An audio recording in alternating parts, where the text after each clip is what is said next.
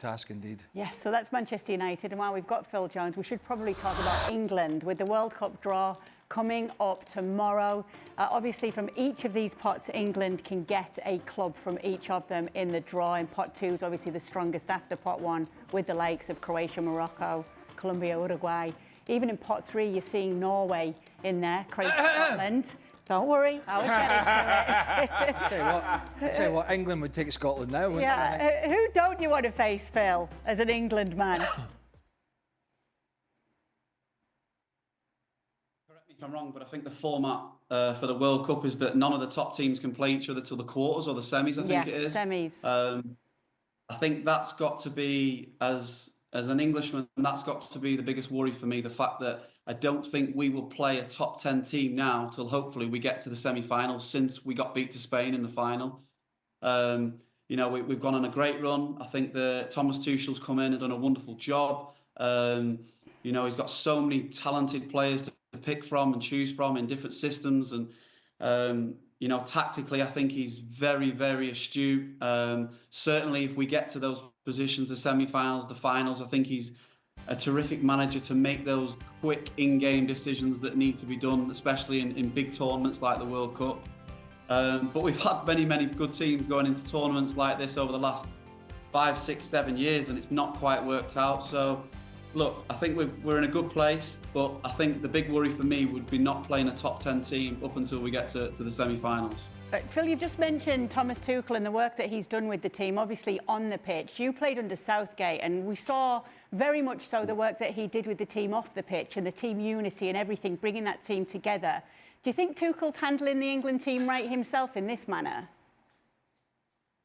Yes, I do. I think that's continued from post-Gareth Southgate. What I would say is when I first joined the senior team, it's well documented that it was very divided. I don't think it was quite as bad as what was documented, but it wasn't great. You know, you used to walk down for breakfast and dinner, and you know, you did have your Liverpool tables, your United tables, your Chelsea tables, and that's just how it was. We didn't really know any different until Gareth Southgate came in, really galvanised the squad, turned that around, and you know, I think the success that England have had over the last 4 or 5 years has stemmed from Gareth coming in and the work that he's done with the players, personally, collectively.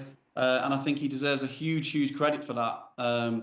But I think Thomas Tuchel, like I said earlier, that if we do get to the semi-finals and finals and these big decisions in the game where tactically you might have to change something or tweak something, or you know, you've got to be ready to make that change. I think he's definitely the man to do that. His know-how, his experience, his understanding of the game in those big games can only bode well for England.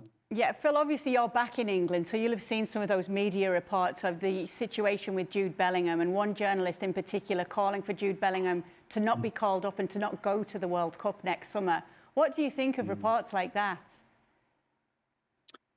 Look, Jude Bellingham is a world-class player. There's no denying that and getting away from that. But you have Jude Bellingham, you have Cole Palmer, you have Phil Foden, you have Morgan Rogers, and I've got to say, if I'm being totally honest now, and you're asking me who's the player to start in the 10 position over the games that I've seen recently in form, I would go Morgan Rogers. I think he's been exceptional. I love the way he carries the ball. He's big, he's strong. He's like the old Moussa Dembele who played for Tottenham, but you know, he picks up positions on the pitch, he gets turned, he arrives in the box at the good time, he scores goals, he's a presence.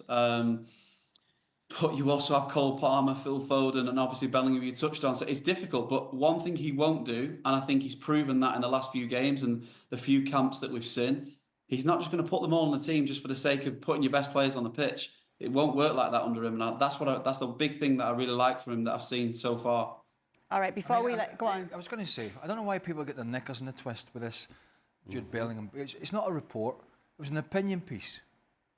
It's an opinion. Now, I don't agree with that opinion, and you know, other people can agree. And that was, but then there have been other reports that he's not a team player, that he's not doing his fair share of the media duties. They're the reports that obviously have been coming out. All I'm saying is that particular journalist wrote an opinion piece. That was his opinion. Most people would disagree with it. I do agree with Phil that he's not.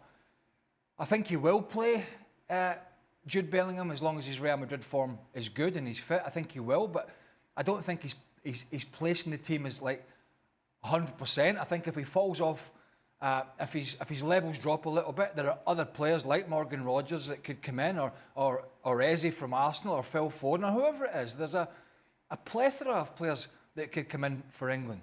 But that piece that was written was an opinion piece, and correct me if I'm wrong, but people are entitled to their opinion, and people are entitled to disagree with that.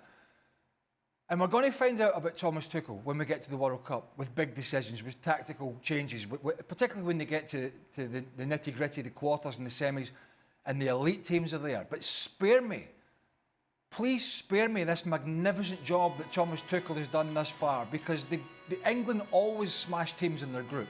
Who was it they played? Albania? Who else? Was it Latvia? Finland? Greece? Who the hell did they play? I can't remember who they played. I expect England to take these teams apart. And they did. And generally England do that. England qualify for major tournaments with aplomb, normally very easily.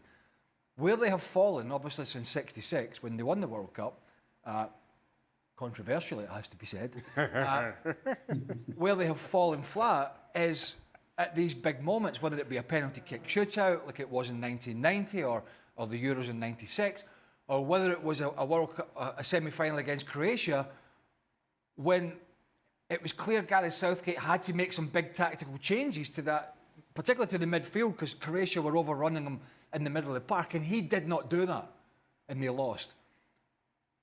Whether Thomas Tuchel, and he should be because he's more experienced, he should be the man that when it's going wrong, if it's going wrong for England, can make those changes to affect the game.